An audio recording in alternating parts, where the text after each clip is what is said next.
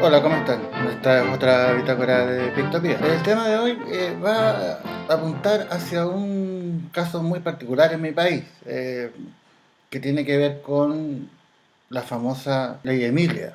No sé por qué se le están poniendo nombres a las leyes en este país ahora, pero me parece bien porque ayuda a recordar, un recurso mnemotécnico quizá.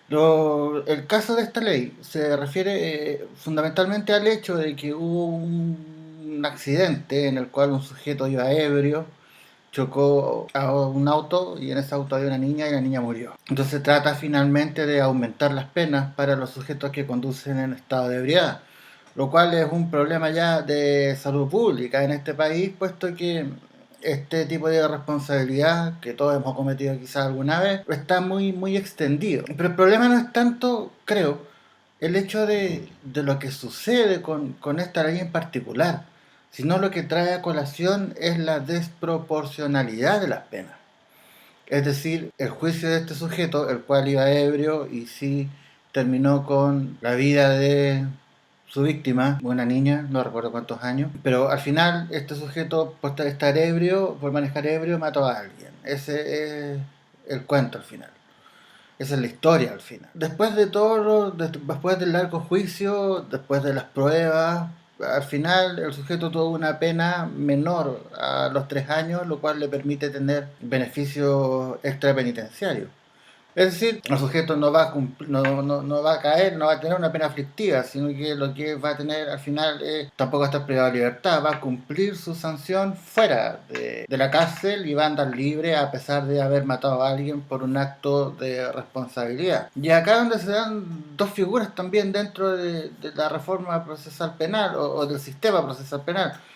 No sé, ya no sé si es bueno hablar de reforma porque ha pasado mucho tiempo. Es aquí donde se dan algunas figuras que son interesantes, es decir, hay una posibilidad para los que están imputados, es decir, para quienes están siendo acusados de algún delito, de optar a a dos modalidades de juicio. Al juicio oral, donde el sujeto afirma su inocencia y llegará hasta el final de la consecuencia, lo que los medios probatorios digan, o está el juicio abreviado, el cual es un acuerdo entre la fiscalía y el fiscal y la defensa, en el cual el sujeto reconoce el delito y por tanto haber reconocido el delito sumado a el hecho de tener irreprochable conducta exterior, es decir, que no haya sido condenado antes por ningún delito, puede optar a un beneficio penitenciario, es decir, desde la libertad vigilada hasta la remisión condicional de la pena, es decir, pagar durmiendo en un recinto de gendarmería o firma mensual, quincenal, dependiendo de la gravedad del delito. A pesar de que en este caso en el cual me refiero haya tenido o haya terminado con la muerte de una persona. O surgen y se elevan las grandes preguntas y el reclamo de la ciudadanía al final. Es decir, yo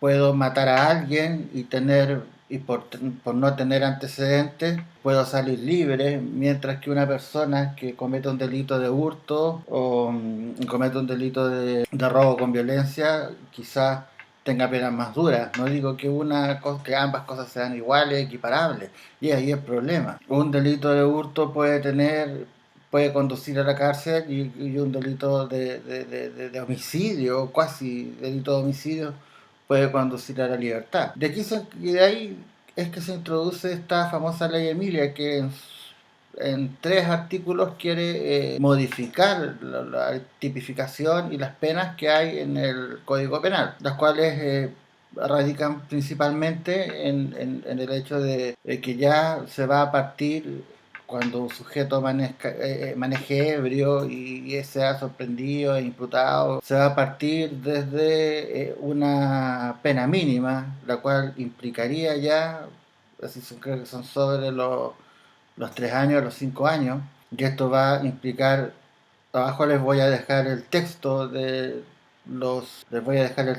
con las modificaciones sugeridas. En estos momentos se está discutiendo esta reforma a la ley, que tiene que ver con que las penas partan ya desde un presidio mayor, un presidio mínimo, sería quizás de 3 años o 5 años hacia arriba, la suspensión de la licencia y de todos sus derechos que tienen que ver con el sufragio y ese tipo de cosas y la confiscación del vehículo. Yo estoy de acuerdo con esta ley porque creo que si tú sabes que en el fondo eres casi intocable, que puedes por tu irreprochable conducta anterior no caer preso, vas a beber y puedes matar a alguien, si hay un riesgo, hay una probabilidad de matar a alguien, tanto peatones como conductores son imprudentes, al igual que los ciclistas. Rama que detesto mucho, y después hablaré de eso. Pero en el fondo, la ley está para, y el derecho está para regular la convivencia entre las personas. Y yo creo que se ha llegado a un punto en el cual ya no es posible lograr el entendimiento y la prohibición de la conducción sin estar ebrio. Se han hecho campañas, las cuales sí han funcionado, pero de todas formas no se logra, bueno, nunca se va a lograr, pero hay que buscar una forma más dura, porque en el fondo ya llegamos a un estado en el que las personas ya no vamos a entender con el hecho de la suspensión de la licencia y los puntos disminuidos y todas esas cosas.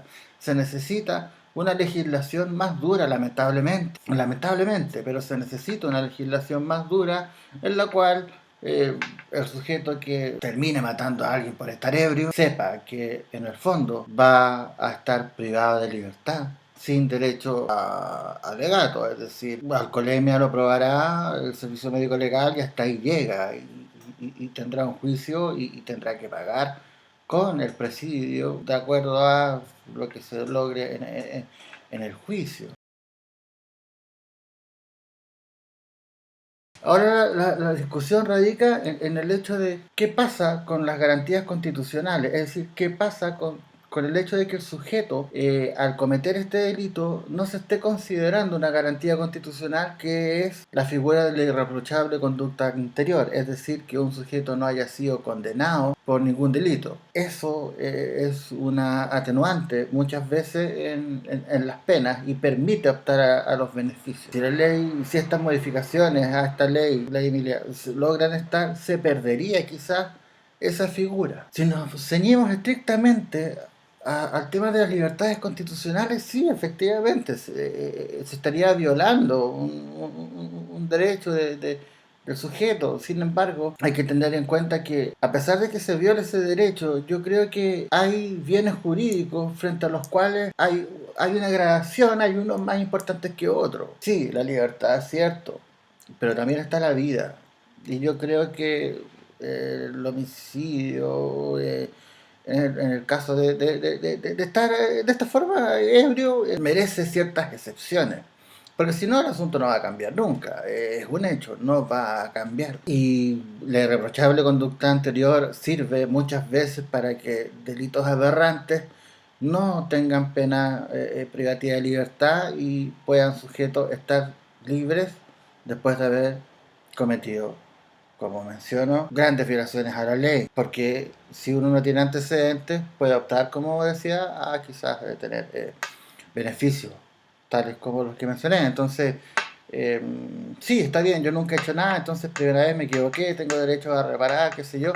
Bien, pero las modificaciones a la ley de gendarmería que tiene que ver con el control telemático y las horas comunitarias de servicio a la comunidad, bien, pero eso para un tipo de delito inferior a 3 años. Entonces, para que el asesinato vía conducción bajo el estado de ebriedad no queden en esa categoría de los 0 a los 3, debería ser por sobre los 3 años, así también se asegura la pena y de hecho también se equiparan algunas cosas porque hay una desproporcionalidad, es decir, si yo me meto a robar una casa, robo pero no le pego a nadie, tengo una pena más baja que si yo robo y hay alguien y lo empujo, porque ahí es con intimidación y cambia la figura.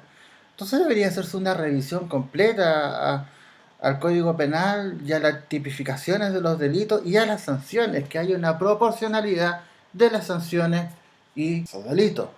De esa forma no quedan impunes delitos como este, donde una niña es aplastada y se muere. Y durante todos estos días los sujetos, además que vienen las fiestas patrias y es un lugar, es un momento en el cual todo el mundo se embriaga, y todo el mundo va a manejar y a conducir ebrio, no todo el mundo, pero una mayoría, o un porcentaje mínimo, ese porcentaje mínimo tiene la posibilidad de matar a alguien. Entonces, si va a matar a alguien, por lo menos que tenga una pena proporcional, que sea de los 3 años o de los 5 años para arriba, y que quede preso, y que pierda sus beneficios, que no pueda conducir nunca más. Así lo pensaremos 2 veces antes de subirnos al auto, si es fácil. O bebes en tu casa, o celebras en tu casa, o carreteas en tu casa, o sales y tomas un taxi, o te vas con un amigo que no beba, y con eso se soluciona el problema. Si la prohibición no está en el hecho de embriagarnos sí podemos hacerlo. Lo que no podemos hacer es conducir ebrio. Y ahora sí se puede porque la pena es mínima, a eso me refiero. Yo puedo matar a alguien y como no tengo antecedentes, terminaré en libertad vigilada, yendo una vez al mes a conversar con mi delegado y se acabó. Habrá responsabilización, se trabajará la responsabilización, se trabajará el tema de la reparación, no lo sé, no lo sé, por lo tanto, sé que la cárcel y la privación de libertad no es el mejor método de reinserción y de responsabilización. Pero podemos llegar a este país, podemos llegar a pensar entonces que hay que hacerlo porque la gente en este país solo aprende a palos, solo aprendemos a palos. Esta ha sido una bitácora de Criptopía, espero que lo puedan ver, lo discutan, comenten, y si no comenten, que sirva de reflexión. Penas más duras al final, porque no estamos listos. La experiencia prueba que no estamos listos. Bitácora de Victoria.